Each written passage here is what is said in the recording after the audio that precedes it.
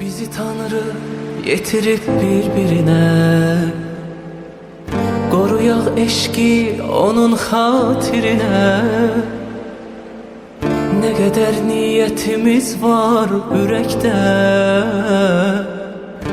en yakın zamanda yetsin yerine.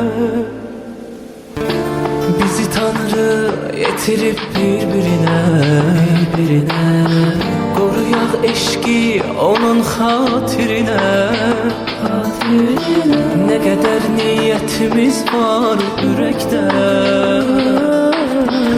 en yakın zamanda yetsin yerine.